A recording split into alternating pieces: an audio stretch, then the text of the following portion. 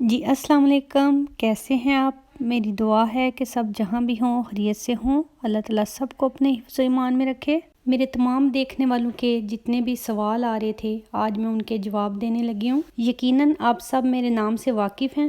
میرا نام سائمہ ہے اور میرے ہسبینڈ کا نام اکمل۔ الحمدللہ کہ ہمارے 2 بچے ہیں، بڑے بیٹے کا نام دیان اور چھوٹے بیٹے کا نام حنان ہے۔ میں ابھی 3rd ایئر میں پڑھ رہی تھی کہ ہمارا نکاح ہو گیا اور BA کمپلیٹ ہونے سے پہلے میری شادی ہو گئی۔ میرے ہسبینڈ نے MBA کیا ہوا ہے، یعنی master of business and economics. ماشاءاللہ سے میرے بڑے بیٹے نے اگست سے 8 کلاس شروع کرنی ہے اور چھوٹے بیٹے نے 6 میں سٹارٹ کرنا ہے۔ ہم 2 بہنیں اور 1 بھائی ہیں۔ میرے ہسبینڈ صرف 3 بھائی ہیں۔ ناروے آنے کے بعد 15 سال تک میں اپنے سسرال میں میڈ کی جاب پہ رہی۔ اب 2 سال سے اپنے گھر میں ہاؤس وائف ہوں اور الحمدللہ میرے ہسبینڈ نے اپنی پہلی جاب 14 سال تک یہاں کے سب سے بڑے ٹیکس آفس اوشلو کھیمنر کھنتور میں کی۔ الحمدللہ ثم الحمدللہ کہ میرے ہسبینڈ کی دوسری جاب اب یہاں سپریم کورٹ آف ناروے میں ایڈمنسٹریشن آفیسر کی ہے۔ 15 سال تک ہم ناروے کے کیپٹل اوسلو شہر میں رہے۔ ہم نے اپنا نیا گھر اب آؤٹ آف اوسلو لیا، لیکن میرے ہسبینڈ کی جاب ابھی اوسلو میں ہے۔ میری امی اور میری سسٹر پاکستان میں رہتی ہیں اور میرے ابو اور میرے بھائی فرانس میں رہتے ہیں۔ یہی ہے ہماری چھوٹی سی فیملی۔ الحمدللہ کہ اللہ تعالیٰ نے کافی زیادہ رشتوں سے نوازا ہوا ہے۔ اللہ پاک کا بے حد شکر کہ میری فرینڈز کی تعداد ان گنت ہے۔ میری بہت ساری میری کزنز بھی ہیں اور فرینڈز بھی الحمدللہ، اور اس کے ساتھ آؤٹ آف فیملی بھی بہت سی فرینڈز ہیں، لیکن وہ زیادہ تر پاکستان میں رہتی ہیں۔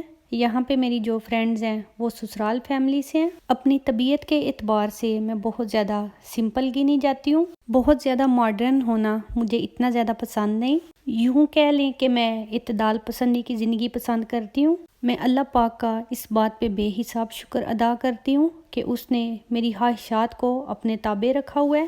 میں نہ چیز تو کچھ بھی نہیں، لیکن اللہ پاک نے مجھے جن نعمتوں سے نوازا ہے وہ صرف اور صرف میرے اللہ پاک کا کرم ہے۔ پڑھنے کے لیے میں قرآن پاک اور حدیثوں کا انتخاب کرتی ہوں، کیونکہ جتنی زیادہ فلسفی اور لاجک مجھے وہاں سے ملتا ہے دنیا کی کسی کتاب سے نہیں ملا۔ دنیاوی کتابوں کے اندر ایک جملہ پڑھا تھا کہ قرآن پاک مکمل ضابطہ حیات ہے، لیکن اس کا مطلب اس ٹائم سمجھ آیا جب قرآن پاک کو ترجمے کے ساتھ پڑھنا شروع کیا۔ بچپن سے ہم یہی سیکھتے ہیں کہ قرآن پاک کی عربی پڑھ کے اس کا بہت زیادہ ثواب کمایا جاتا ہے، لیکن اس بات پہ وہاں پہ زور بہت کم دیا جاتا ہے کہ قرآن پاک کو ترجمے کے ساتھ سمجھ کے پڑھنا کتنا زیادہ ضروری ہے۔ دوسروں کو عزت و احترام، محبت اور کھانا کھلا کے مجھے بہت زیادہ خوشی فیل ہوتی ہے۔ سب سے زیادہ پیار ہے مجھے جو اللہ پاک نے مجھے رشتے دیے ہوئے ہیں اور اس طرح کے رنگ برنگے پھولوں سے۔ نفرت مجھے دنیا کی کسی بھی چیز سے نہیں۔ میری سوچ ہے کہ سب کچھ بنایا ہوا اللہ تعالیٰ کا ہے، ہاں وہ کسی بھی شکل یا کسی بھی رنگ میں ہمارے سامنے آئے، اس کو اللہ تعالیٰ کی بنائی ہوئی چیز کے طور پہ قبول کرنا ہمارے ایمان کا بھی حصہ ہے۔ اللہ تعالیٰ کی عطا کردہ دنیاوی نعمتوں پہ بھی میں اس کی بہت زیادہ شکر گزار ہوں، اور اس کے ساتھ ساتھ اس نے ہمیں مسلمان پیدا کیا اور اپنے دین کی طرف رغبت دی۔ میں اللہ پاک سے دعا کرتی ہوں کہ مرتے دم تک اپنے دین پہ مضبوطی سے قائم رہنے کی توفیق دے۔ شکر اللہ پاک کا کہ اس نے میرے دل کو بغض اور حسد جیسی بیماریوں سے پاک رکھا ہوا ہے۔ میں دوسروں کی خوشیوں اور کامیابیوں پہ خوش ہونے والی اور دعا دینے والی بندی ہوں۔ میری اللہ پاک سے یہ بھی دعا رہتی ہے کہ کبھی بھی مجھے کسی کی تکلیف پہ خوش ہونے یا مذاق اڑانے کی توفیق نہ دینا۔ میں دوسروں کو بہت کھلے دل سے قبول کرتی ہوں، عقل یا شکل کے اعتبار سے وہ کسی بھی درجے پر ہوں۔ میرا ماننا ہے کہ انہیں اللہ تعالیٰ نے بنایا ہوا ہے۔ جس طرح انسان کی شکلوں میں فرق ہے، اسی طرح عقل کے بھی درجے ہیں۔ دوسروں کو انہی کی شکل اور عقل کے ساتھ قبول کرنا اصل میں عقل کی بڑھائی ہے۔ ڈر مجھے لگتا ہے غرور اور تکبر کرنے سے، کیونکہ سب کچھ جب اللہ تعالیٰ کا عطا کردہ ہے تو پھر انسان کی بڑائی کس چیز میں؟ ایک پل بھی نہیں لگتا کہ اللہ تعالیٰ تکبر کو ملیامیٹ کر دیتا ہے۔ شوق کہہ لیں یا خواہش، وہ میری یہ ہوتی ہے کہ میں کسی کی ضرورت میں اس کے کام آ سکوں اور کسی کو خوشی دے سکوں، ہاں وہ ایک مسکراہٹ کے ذریعے ہی صحیح۔ اپنی ساری باتوں کو میں اس بات پہ ختم کرتی ہوں کہ میں بہت ہی بے ضرر سی اور جسے کہتے ہیں نا کہ اپنی ہی دنیا میں مگن رہنے والی بندی ہوں۔ میں کبھی بھی بور نہیں ہوتی، کوئی نہ کوئی اپنی مصروفیت ڈھونڈ لیتی ہوں۔ میں لڑنے جھگڑنے اور دوسروں کے بارے میں تجسس رکھنے سے پرہیز کرتی ہوں۔ آپ بھی میرے لیے دعا کرتے رہیں کہ اللہ پاک اپنے ایمان کی گہرائی مجھے نصیب کرے۔ میں کوشش کرتی ہوں کہ ایک اچھی انسان بنوں۔ اگر اچھی انسان بنوں گی تو کہہ لیں کہ اچھی مسلمان بنوں گی، اور جو ایک اچھا مسلمان ہوتا ہے وہ کبھی برا انسان ہو ہی نہیں سکتا۔ یہاں پہ ایک حدیث میرے ذہن میں آ رہی ہے۔ ہمارے نبی کریم صلی اللہ علیہ وآلہ وسلم سے کسی نے پوچھا تھا کہ ایک مسلمان کون ہے، مسلمان کی نشانی کیا ہوتی ہے؟ تو آپ صلی اللہ علیہ وسلم نے فرمایا تھا کہ بہترین مسلمان وہ ہے جس کے ہاتھ اور زبان سے دوسرے مسلمان محفوظ رہیں۔ تو بس اس بات کی گہرائی کو جو سمجھ جائے، کہہ لے کہ اس کا دین بھی ٹھیک اور دنیا بھی۔ ہمیں ڈرنا چاہیے اس چیز سے کہ ہمارے ہاتھوں کسی کا نقصان ہو جائے، یا اپنی زبان کو ہم اتنا بے لگام کر دیں کہ اس سے نکلے ہوئے لفظ کسی کی زندگی کے لیے اتنے وزنی ہو جائیں کہ وہ ساری زندگی ان کے بوجھ سے نکل نہ سکے۔ میرا ماننا یہ ہے کہ اگر آپ اپنے لیے سکون چاہتے ہیں تو دوسروں کی زندگی کو پرسکون رکھنے کی کوشش کریں۔ زندگی میں جو کچھ بھی عطا ہو اس پہ اللہ تعالیٰ کا شکر گزار رہنا، اور جو چیز نصیب میں نہیں اس پہ صبر کرنا بھی ایمان کی نشانیوں میں سے ایک نشانی ہے۔ کسی کی دل آزاری کرنا مجھے ذرا بھی پسند نہیں۔ بہت پہلے پنجابی کا یہ ایک شعر میں نے پڑھا تھا کہ مسجد ٹا دے مندر ٹا دے جو کچھ ٹہندا، ایک بندے دا دل نہ ٹاویں رب دلاں وچ رہندا۔ تو یہ شعر میرے نہ صرف اندر پہ وسطہ ہے بلکہ اللہ تعالیٰ نے مجھے اس پہ عمل کی بھی توفیق دی۔ مجھ گناہ گار کو آپ سب اپنی دعاؤں میں یاد رکھیے گا۔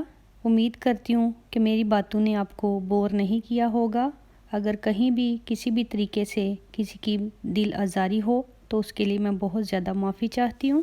اب آپ کا اور میرا چونکہ ایک رشتہ جڑ چکا ہے، باتوں اور سوچ کا تبادلہ ہمارا ہوتا رہے گا۔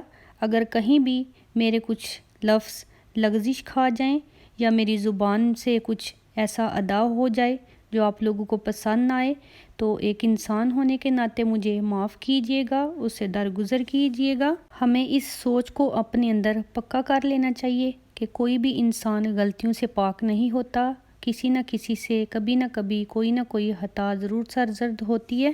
ہم فرشتے تو ہے نہیں کہ جو کبھی کوئی خطا نہ کریں، اس لیے دوسرے انسانوں کو انسان سمجھتے ہوئے انہیں معاف کر دینا چاہیے۔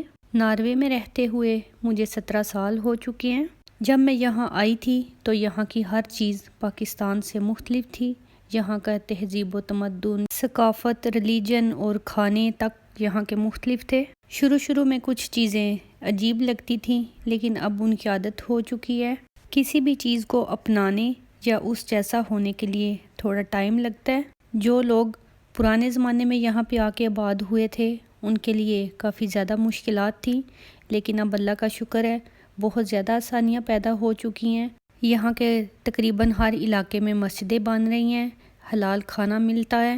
پاکستان کے تقریباً سبھی پھل اور فروٹ یہاں پہ آتے ہیں۔ ناروے گورنمنٹ کی پالیسیز غیر ملکیوں کے حق میں بہت زیادہ اچھی ہیں۔ سب سے جو ضروری بات ہے وہ یہ ہے کہ کسی بھی شخص کو یہاں پہ اپنے مذہب کو فالو کرنے کی اجازت ہے۔ مذہبی آزادی کے ساتھ ساتھ یہاں پہ ہر فرد کو شخصی آزادی بھی حاصل ہے۔ یہاں کی گورنمنٹ اپنی عوام کا اس طرح سے خیال رکھتی ہے جیسے ایک ماں اپنے بچوں کا خیال کرتی ہے۔ ناروے میں گرمیوں کے دن بہت لمبے اور روشن ہوتے ہیں اور سردیوں کے دن بہت چھوٹے اور تاریک ہوتے ہیں۔ موسم تو انشاءاللہ میں ساتھ ساتھ آپ کو اپنے بلاگز میں دکھاتی رہوں گی، اور باقی وہ سب کچھ بھی جس کے بارے میں آپ سوال کرتے ہیں۔ میرے آج کے بلاگ میں آپ نے میری روٹین دیکھ لی ہے۔ پہلے ہم شاپنگ پہ گئے، پھر گھر آ کے جلدی سے کھانا بنایا اور یہ دن ایسے ہی گزر گیا۔ مجھ ناچیز کی ایک بات پہ غور ضرور کیجیے گا کہ خوش رہیں اور خوش رہنے دیں۔ تو اس بات پہ میں اللہ کی قسم کھا کے کہتی ہوں کہ جس چیز کی خواہش آپ اپنی زندگی میں کریں گے وہ آپ کو اللہ تعالیٰ سے مانگنی نہیں پڑے گی۔ جب کوئی سوچ آپ کے ذہن میں آئے گی تو اسی کے ساتھ ہی آپ کو ایسے لگے گا کہ جیسے ایک چیز پلیٹ میں رکھ کے مل جاتی ہے۔ اللہ پاک نیتوں کا اجر عمل کرنے سے پہلے عطا کر دیتا ہے۔ میری اللہ پاک سے دعا ہے کہ وہ ہمارے گناہوں کو نہ دیکھے، وہ اپنی رحمتوں کے صدقے ہم پہ اپنا کرم کرے۔ مجھے دیکھنے اور سننے والے جہاں بھی رہیں خوش رہیں آباد رہیں، اللہ تعالیٰ ان کو دین و دنیا کی خوشیاں عطا کرے۔